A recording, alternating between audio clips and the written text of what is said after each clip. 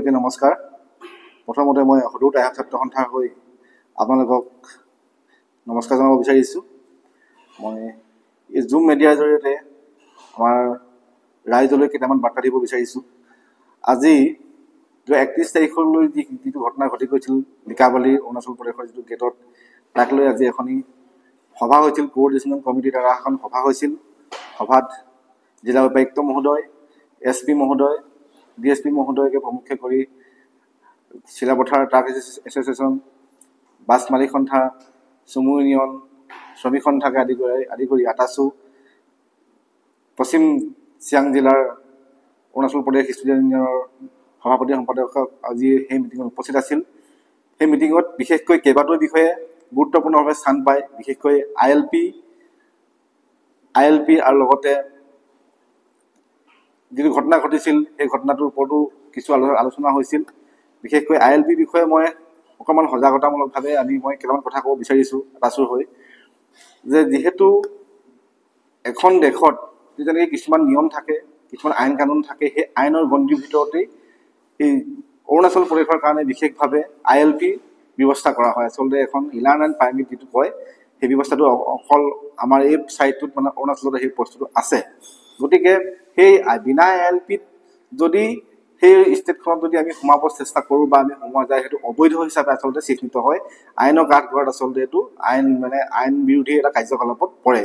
গতিকে আমি অৰুণাচললৈ যোৱা আগমুহূৰ্তত আমি ঠিক কৰি ল'ব লাগে যে আমি এখন ILP কেনেকৈ পাওঁ বা আমি এখন ILP উলিয়াই লোৱাৰ ব্যৱস্থা আমি কৰি ল'ব লাগে।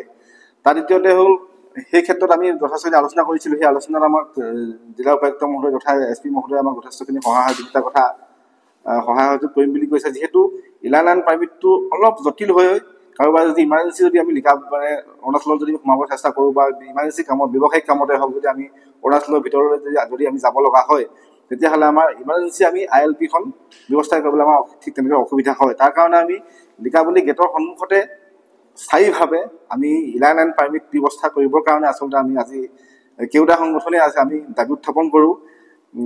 দাবী উত্থাপন কৰাৰ লগতে সেইখিনিত যিমান পাৰি সোনকালে, যিমান সহজে পাৰে আমি সেই ব্যৱস্থাটো কৰিবৰ কাৰণে আমি প্ৰশাসনক দাবী জনাওঁ। প্ৰশাসনে পৰৱৰ্তী সময়ত ইয়াৰ ওপৰত ব্যৱস্থা ল'ম বুলি আজি আমাৰ সকলোৰে আগত কথা দিছে। আৰু তাৰ দ্বিতীয়তে বহু লোক আহে অসমৰ তথা অসমৰ বাহিৰৰ পৰা বহু লোক আহে ফুৰিবৰ কাৰণে। যিহেতু অৰুণাচল প্ৰদেশ এখন প্ৰাকৃতিক সৌন্দৰ্যৰে ভৰা ঠাই, গতিকে সেই ঠাইবিলাকত যেতিয়া ফুৰিবলৈ আহি আমাৰ ইয়াতে ধৰ্মীয় অনুষ্ঠান, আকাশী গংগা আছে বা প্ৰাকৃতিক যিবিলাক ঝৰ্ণা আছে, ভাল ভাল ধুনীয়া ধুনীয়া পাহাৰ, ৰেষ্টুৰেণ্টবিলাক আছে, তাত চাব আহে। কিন্তু বাছৰ অসুবিধাত বা ILPৰ অসুবিধাত তেওঁলোকে নিৰ্দিষ্ট জেগাত গৈ যাব পৰা নাযায়। এনেকুৱা ধৰণৰ বহুতখিনি অসুবিধা আছে। যিহেতু এই পাছটো এতিয়া দিয়াৰ ব্যৱস্থা আছে জিলা উপায়ুক্ত কাৰ্যালয়ত। গতিকে 2 ঘণ্টাৰ কাৰণে ফুৰিবলৈ অহা মানুহৰ যথেষ্টখিনি অসুবিধা হয়।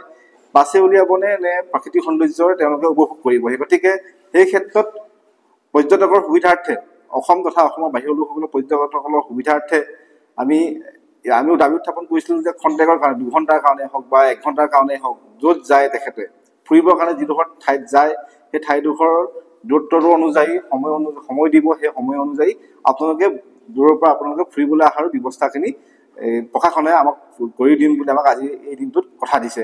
গতিকে সকলোৱে সজাগ হওক। এই ILP বিষয়টো আচলতে আমাৰ 2খন ৰাজ্যৰ কথা নহয়, এখন দেশৰ আভ্যন্তৰীণ বিষয়।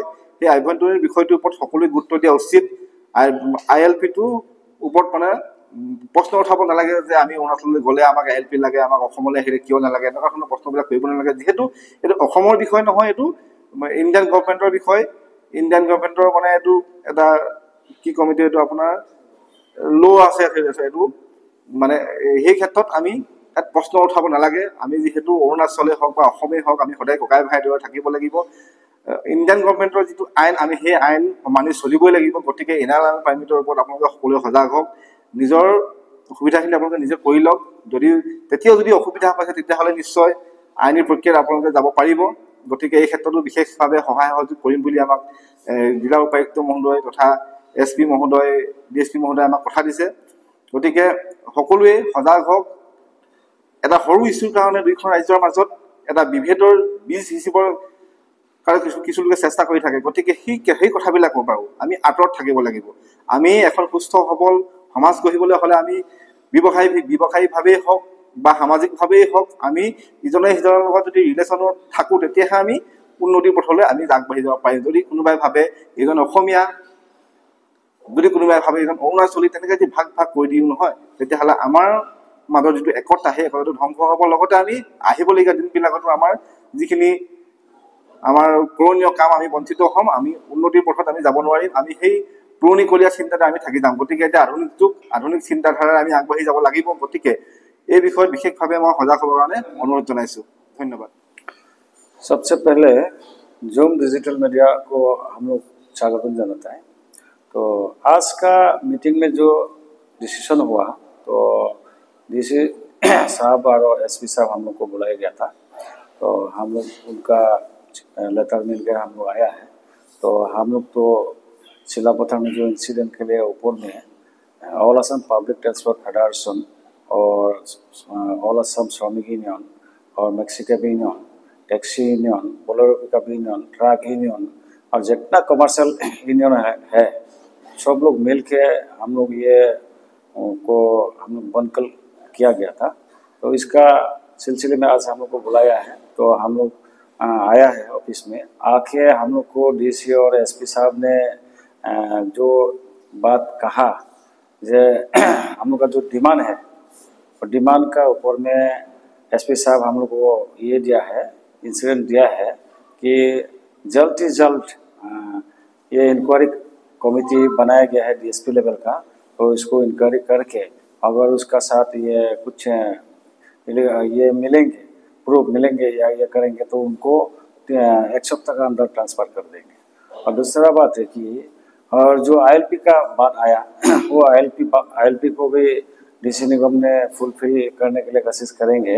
लेकिन हम लोग जितना डीसी और एसपी साहब का बात को सुना, लेकिन सुन के हम लोग चुप रहा, लेकिन हम लोग कुछ बोला नहीं। क्योंकि यहाँ का जो लोहार संघ का स्टूडेंट यूनियन हम लोग को वादा किया था, उन लोग वादा किया था हम लोग का थोड़े चीज़ तो पूरा कर लेंगे। तो इसलिए हम लोग को उन लोग का ऊपर में हम लोग रिस्पॉन्सिबिलिटी दिया है कि ये चीज़ को हम लोग का जो डिमांड है, ये डिमांड को फुलफिल करना है। ये स्टूडेंट यूनियन, लोहार संघ का स्टूडेंट यूनियन डीसी साहब को या सरकार को डिमांड करके कैसे भी करना है। अगर नहीं करेंगे तो हम लोग ये जो आंदोलन था, ये गण विरोध था, ये फिर अगेन चालू करेंगे। तो उन लोग का ऊपर में हम लोग छोड़ा है। नमस्कार।